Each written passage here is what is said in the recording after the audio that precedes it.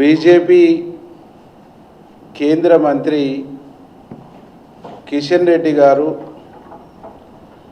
ఈ రాష్ట్రంలో గౌరవ ముఖ్యమంత్రి రేవంత్ రెడ్డి గారి నాయకత్వంలో civil supply minister captain Uttam Kumar Reddy గారి ఆధ్వర్యంలో వడ్ల కొనుగోలు ప్రక్రియ వేగంగా జరుగుతున్నటువంటి ఒక తరుణంలో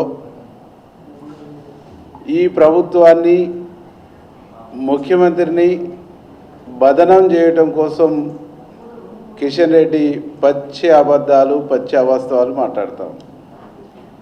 సోయిలేని మాటలు, అర్థం లేని మాటలు. తెలంగాణ సమాజం నవ్వుకుని ఈయన కేంద్ర మంత్రి, ఈయన రైతుల గురించి మాట్లాడేదని అసహించుకునే పరిస్థితుల్లో కిషన్ రెడ్డి గారి మాటలు ఉన్నాయి. కిషన్ రెడ్డి గారిని సూటిగా మాట్లాడుతున్నాను. మీ వాళ్ళు చేస్తున్నటువంటి యాత్ర రైతు భరోసా యాత్రనా లేదు మీ రాజకీయ యాత్రనా?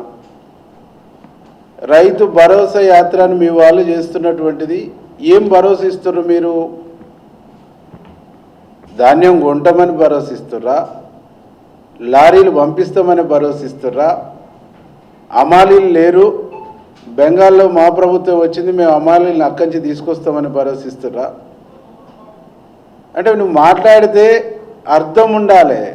నువ్వు మాట్లాడుతున్నటువంటి దాంట్లో కనీసం రైతులకు ఉపశమనం కలిగించే మాటలు చెప్తే ఏమన్నా ఇంత పాయిత ఉండేది. కానీ ఈరోజు కేంద్రంలో అధికారంలో ఉన్న మీరు పంజాబ్లో, హర్యానాలో, మిగతా రాష్ట్రాల్లో పండిన ధాన్యాన్ని మొత్తం సేకరిస్తారు. తెలంగాణకు వచ్చేసేటప్పటికి 30% అని చెప్పేసి చెప్తారు. అంటే అక్కడ ఒక నీతి, ఇక్కడ ఒక నీతి. హర్యానాలో, పంజాబ్లో మా ప్రభుత్వం ధాన్యం మొత్తం కొనుగోలు చేస్తూ ఉంది. తెలంగాణ నుంచి మేము 2 మంత్రులం ఉన్నాము. తెలంగాణ ధాన్యాన్ని మోడీని ఒప్పించి కొనిచ్చే బాధ్యత మాది అని చెప్పేసి మీరు చెప్తే తెలంగాణ రైతాంగం ఏమన్నా మిమ్మల్ని క్షమించడానికి, మీ మాటలు వినడానికి ఏమన్నా ఆలకించేది. కానీ మీరు తెలంగాణ ఓట్లతో గెలిచి, తెలంగాణ రైతుల దయాదాక్షిణాలతో గెలిచి, తెలంగాణ ప్రాంతం నుంచి గెలిచి పచ్చి తెలంగాణ ద్రోహులుగా, బీఆర్ఎస్ ఏజెంట్లుగా ఈ రాష్ట్ర ప్రభుత్వం పైన, మా ముఖ్యమంత్రి పైన విషం జిమ్మటానికి, విషం కక్కడానికే ప్రయత్నం చేస్తారు తప్ప రాష్ట్ర ప్రయోజనాల కంటే ముఖ్యం మీకు రాజకీయ ప్రయోజనాలే ముఖ్యంగా ఉన్నాయి తప్ప రాష్ట్ర ప్రయోజనాలు, ప్రజల ప్రయోజనాలు, రైతుల ప్రయోజనాలు ఏ కోశాన మీకు లేవు అనేటువంటి చాలా స్పష్టంగా అర్థమవుతాం. కిషన్ రెడ్డి గారు, మీరు ఎంఎస్సి ప్రకటించి చేతులు దులుపుకుంటారు తప్ప మీరు ఈ ధాన్యం కొనుగోలు కోసం మీరు చేస్తున్న కసరత్ ఏంది? అరే గోనె సంచులే అంటావు. ఎవరు చెప్పారు మీకు గోనె సంచులు? ఏ సెంటర్ పోయినావు నువ్వు? ఏ జిల్లాను పర్యటించినావు? ఆఫీసులో కూర్చొని మాట్లాడు కాదండి. రా నా కాన్స్టిట్యున్సీకి రా. 2 మండలాలు పూర్తి అయిపోయినాయి. ప్రజలు మా ముఖ్యమంత్రికి నీరాజనాలు పెట్టి ఫలాభిషేకాలు చేస్తూ ఉన్నారు. ఇంకొక 2 మండలాలు 2 రోజుల కంప్లీట్ కాబోతూ ఉన్నాయి. ఇంకొక మండలం 3 రోజుల కంప్లీట్ కాబోతూ ఉంది. వేగంగా ధాన్యం కొంటా ఉన్నాం. వేగంగా ధాన్యం కొనుగోలు జరుగుతూ ఉంది. రికార్డు స్థాయిలో ధాన్యాన్ని ఇప్పటికి కొనుగోలు చేసినాము.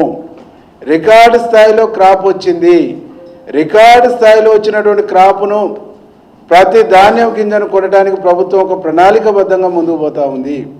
కానీ మీరు ఈరోజు మా ప్రభుత్వాన్ని, మా ముఖ్యమంత్రిని, మా సివిల్ సప్లై డిపార్ట్మెంట్ని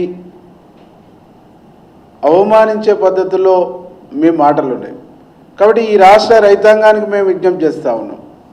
గతంలో బీఆర్ఎస్ వాళ్ళు మిల్లర్స్తో కుమ్మక్కై అనేక అక్రమాలను, అవకతవకలను, అనేక రకాల దందాలకు పాల్పడితే వాళ్ళందరినీ రికవరీ చేసి వారి వారి నేరాన్ని పట్టేసి అరెస్టులు చేసి కేసులు పెట్టి వాళ్ళ ఆస్తుల్ని డిపార్ట్మెంట్ అటాచ్ చేసుకొని ప్రభుత్వం యొక్క ఖజానాని రైతుల యొక్క సొమ్ముని కాపాడేటువంటి ఒక ప్రయత్నాన్ని మా ప్రభుత్వం చేస్తాం.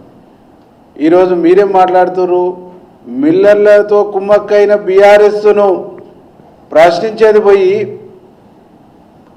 మిల్లర్లు బీఆర్ఎస్ నాయకులు కుమ్మక్కై చేస్తున్నటువంటి దోపిడీని దొంగతనాన్ని లాగి వాళ్ళు మెక్కినటువంటి సొమ్మును గొంజుకొచ్చి ప్రభుత్వ ఖజానాలో జమ చేస్తున్నటువంటి మా ప్రభుత్వం పైన నువ్వు మాట్లాడటం అంటే ఇలా దయ్యాలు వేదాలు వల్లించినట్టుగా ఉన్నాయి. కిషన్ రెడ్డి గారు, నీతో నీ పార్టీతో ఈ రాష్ట్రానికి ఏమీ కాదు. నీతో నీ బీజేపీ ప్రభుత్వంతో ఈ రాష్ట్ర రైతాంగానికి వనగూరేది లేదు, ఈ రాష్ట్ర ప్రజలకు వనగూరేది లేదు, ఈ రాష్ట్రానికి మీరు ఏం చేసేది లేదు, ఏం తెచ్చేది లేదు. అసలు ఢిల్లీలో మీ ముఖమే చెల్లుబాటు కాదు. మోడీ మీ మాట వినే పరిస్థితులు లేడు, అమిత్ షా మిమ్మల్ని పట్టించుకునే పరిస్థితులు లేరు. పేరుకే 8 మంది ఎంపీలు తప్ప ఈ రాష్ట్రానికి మీరు తెచ్చింది గుండు సున్నా. ఆనాడు బీఆర్ఎస్ మీరు ఏ టీం బి టీంగా ఈ రాష్ట్రాన్ని సర్వనాశనం చేయడానికి అన్ని విధాలుగా వాళ్లకు మీరు సపోర్ట్ చేశారు. మీకు ఢిల్లీలో నల్ల చట్టాలు తీసుకొస్తున్నప్పుడు మీకు వాళ్ళు సపోర్టులు చేశారు. మీరిద్దరు తోడు దొంగలై తెలంగాణ రాష్ట్ర అన్ని వ్యవస్థలను ధ్వంసం చేసి ఇవాళ తెలంగాణ రాష్ట్రాన్ని ఒక గందరగోళమైనటువంటి పరిస్థితులకు నెట్టారు. ఆ పరిస్థితుల నుంచి ఈ రాష్ట్రాన్ని చక్కదిద్ది ఒక సరైనటువంటి ప్రణాళికబద్ధంగా ధాన్యాన్ని కొనుగోలు చేస్తూ ఉంటే ఇలా రైతుల మెదడులో మీరు విషయాలను నింపడానికి బీఆర్ఎస్ ఒకవైపు, మీరు ఒకవైపు విష బీజాలు నాటడానికి ప్రయత్నం చేస్తూ ఉంది. కానీ విష బీజాలు మీరు నాటితే మీ విష బీజాలని నాటించుకునే స్థితిలో రైతులు లేరు. రైతులు హర్యానాకు ఒక న్యాయం, ఇక్కడికి ఒక న్యాయమా? పంజాబ్కు ఒక న్యాయం, ఇక్కడికి ఒక న్యాయమా? ఈ ద్వంద్వ వైఖరి ఏంది బీజేపీది? బీజేపీని తెలంగాణ గడ్డ మీద వాళ్ళ రామచిలుక పలుకులు ఇక్కడ చెల్లవు, వాళ్ళ శ్రీరంగ నీతులు ఇక్కడ చెల్లవు. తెలంగాణ ఆనాడు సాయుధ రైతాంగ పోరాటం చేసినటువంటి గడ్డ తెలంగాణ గడ్డ. అట్లాంటి చైతన్యవంతమైనటువంటి రైతులు మీ మాటల్ని కానీ, మీ యొక్క యాత్రల్ని కానీ, మీ యొక్క ఆరోపణలు కానీ నమ్మరు, విశ్వసించరు. మిమ్మల్ని తెలంగాణ గడ్డ మీద రాబోయే ఎన్నికల్లో మట్టి గరిపించటం ఖాయం, బొందబెట్టడం ఖాయం. మీరు ఏం మాట్లాడినా అవి ఉత్తమాటలు అయితే అనేటువంటి విషయాన్ని సందర్భంగా స్పష్టం చేస్తూ, కిషన్ రెడ్డి గారు మీరు ఒళ్ళు దగ్గర పెట్టుకొని మాట్లాడితే బాగుంటుంది, మీరు మనసును కంట్రోల్లో పెట్టుకొని మాట్లాడితే బాగుంటుంది. మా ప్రభుత్వం పైన, కొనుగోళ్ల సిస్టమ్ పైన తప్పుడు ఆరోపణలు, తప్పుడు మాటలు మాట్లాడితే తస్మత్ జాగ్రత్త అని చెప్పేసి హెచ్చరిస్తాం.